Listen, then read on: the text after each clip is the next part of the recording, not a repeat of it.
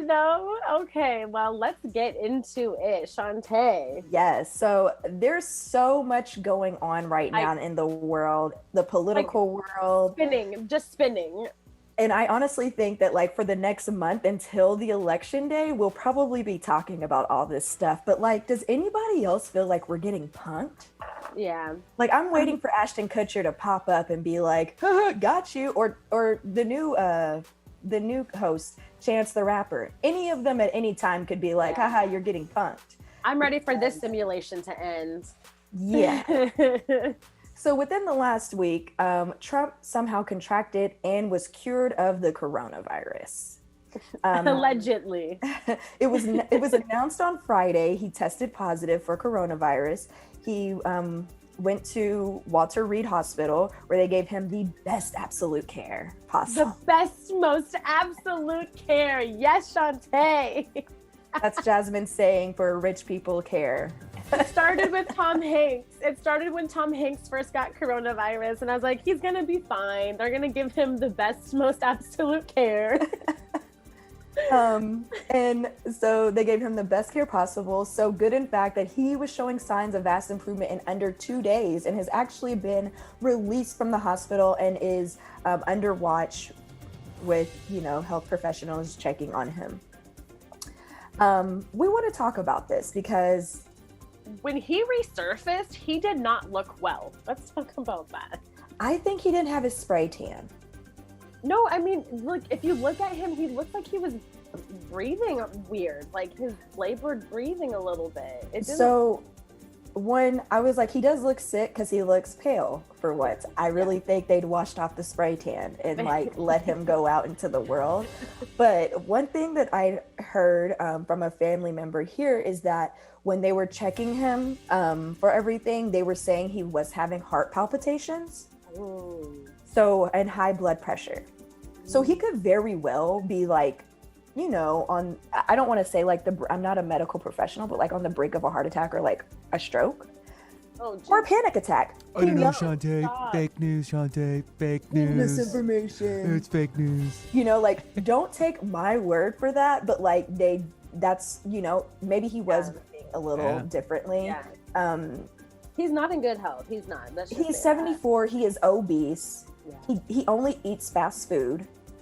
And that's another reason why I'm calling shenanigans on the fact that he was cured in 2 days. I'm sorry. You got coronavirus as a 74-year-old man, obese man, who only eats McDonald's. And you were cured in 2 days. It takes 2 days for coronavirus to ramp up. Yeah. You know what I'm saying? It doesn't make sense. Yeah. No. The timeline is just not there.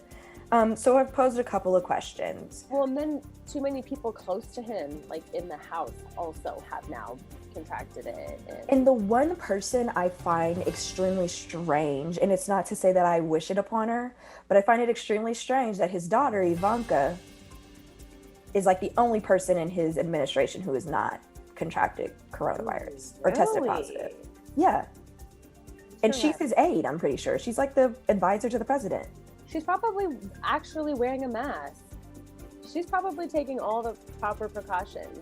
I mean, Melania, I've doesn't seen make sense. pictures of Melania wearing masks. Doesn't mean anything. It doesn't mean anything. You're right. I don't believe it. I don't believe it for a second. I'm calling shenanigans. Yeah. But I did want to ask, so a lot of people, of course, on Twitter, on the internet, were like, good riddance. I hope he dies. Oh, yeah.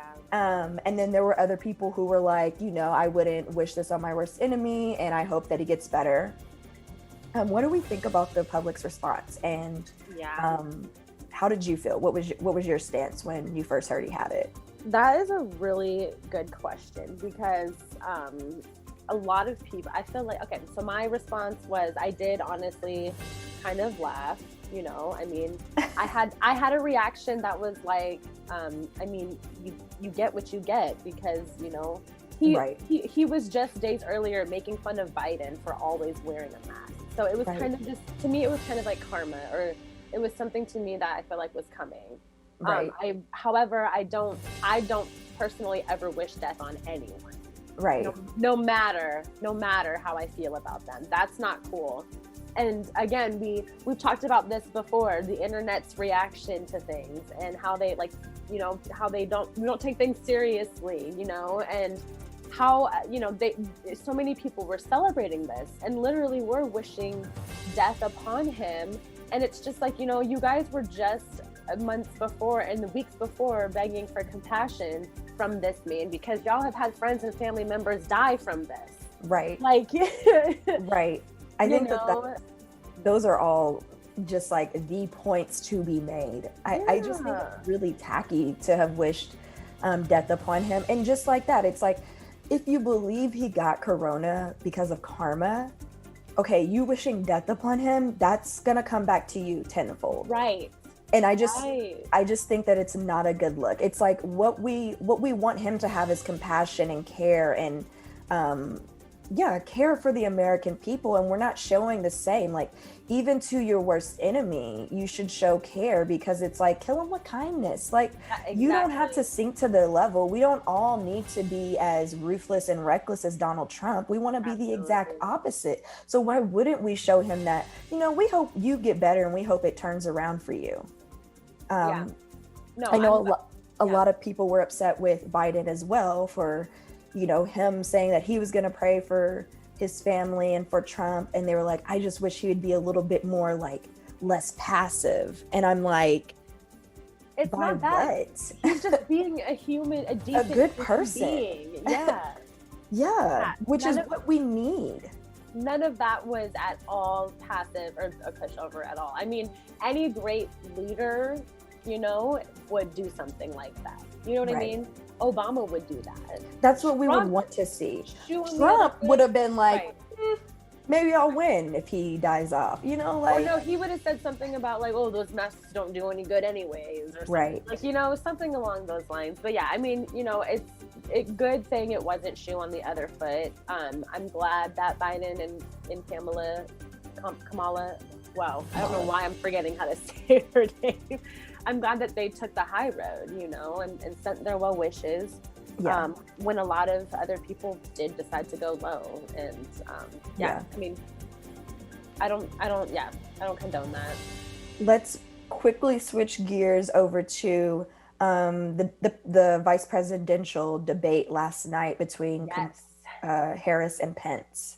I always do like her first name and then the last name, and I'm like, I need to be more consistent. But anyway, what did you think? Let's give like a quick snapshot, like 5 minutes. It went bounds and leaps better than the first presidential debate. Just off top, I will say that. I think that Pence should be the talker for Trump, honestly. Yes. I will say this, Pence really, really, really, really irritated me with the consistently like, Susan was cutting him off and saying, thank you, you know, like, you're done. And he's just looking at her and still just talking. Just completely ignoring in that, you know. And then with the whole speaking over Senator Harris, you know, and Senator Harris finally was, you know, I'm talking. She said that many times. She's like, many times, you know. When I'm speaking, you're going to not speak. And so. Get them. Yeah, so as far as Trump's side of things with the talking over, that didn't necessarily change. It was just done in a more professional manner, I guess. Yeah. Because I would say, like, Pence overall, like, yeah, he did some talking over, but like, I feel like Senator Harris also did some. Like, she was like, I'm going to finish every talking point that I have, even if you are cutting me off. My time is up. So it's like the difference is like Pence was more respectful. Like, he was respectful of everybody. Like, even if he was talking, he was like, I'm going to finish my point because she finished her point. Right. And she took time. I'm going to get the equal time. But, you know, Trump, it was like the moderator was like, sir, I've told you to stop interrupting. And he's interrupting the moderator, telling him to stop interrupting. Stop interrupting. Right. And I'm like, what is going on? This is a circus. So, like, in that respect, it was definitely different. I really didn't like that Pence just seemed to be backsliding and slipping and sliding out of every single question. There was even a question at one point where Susan Page asked him what was their plan for protecting people with pre-existing conditions, and he literally slid out of it and asked Kamala a question of his own, and then tried to say, oh, but you didn't answer the question. And I'm like, dude, you didn't answer your question. You talked about their plan and what they have in mind, and then asked her a question, and then are going to have the audacity to be like, you didn't answer my question. You're not the moderator. Right. We don't know how any of this goes. You're not here to ask the questions, sir. You're here to answer them. And you didn't answer them. Like, we want to know what you're going to do. And literally, or even like with the Breonna Taylor question, literally, I said, any answer outside of no was not a valid option there. And he literally was like, well, he started it off with, well, and I was like, well, there we go. It's already right. It's already over. You've not said no. It was mishandled. So we don't have anything else to talk about here. I do want to point out that the fly in the hair, that was hilarious. And the internet is quick. I don't know. Somebody has created a front seat row fly Twitter account. I heard about I that. was so dead. Are you kidding me already? Already. Oh my God. Y'all are bored. I mean, what else do we have to do? Right. So if people aren't listening, some didn't know it was happening. Others weren't paying attention, but apparently there was a rogue fly in the building and landed on, I believe, Vice President Pence's face. I didn't watch it, so it was his head. So people, It was just like, so it was a bigger big fly. Yes. It was like a big old house fly just on his head. And then it was like moving around for a while, and then it was just like stagnant. Yes. And my dad yelled it, and I was like, wait, in the house? And then I look and I'm like, oh, on his head. what is that? It's probably it's probably like a mini camera. Yeah. It's like Trump flying it around like it could smell the poo that he was flinging. Oh. Shots fired. Shots fired. Oh, pew. Pew pew pew pew pew. There was a lot of shade thrown from Kamala, which was entertaining. Mm-hmm. But only when needed. And all in all, really necessary shade. It was. No, it really was. She definitely hit him with a bunch of facts and like had very nice rebuttal to some kind of certain claims and things that he made. So I appreciated that. She really held it down. It was a really great debate overall. I feel like personally. Absolutely. So before we do our recap and tell you guys whether or not we thought the show all in all was the way or not the way, we just want to tell you guys about a couple of things that are going on in our world. Yes. Check out the NAST podcast. You can find them on Spotify, iHeartRadio, YouTube, and SoundCloud. We were featured guests on this week's episode. Mm-hmm. We talked about female empowerment, being podcasters in Seattle, and all of that stuff. So definitely check that out. It was a fun time. It was awesome. And then we will also be collaborating with another show on KKNW called Voices of Experience with host Paul Casey. That will be airing next Tuesday from 4:30 to 5 Pacific Standard Time. So check that out. We're going to be talking about different things happening in Seattle again and politics, because it's really just the hottest topic. It's also rebroadcasted on Wednesday mornings from 8 to 8:30 as well. So you have two chances of Voices of Experience. That. Come on, you guys. Don't you want to hear us 3 times in a week? I mean, why not? I love to hear myself every day. Oh, whoa.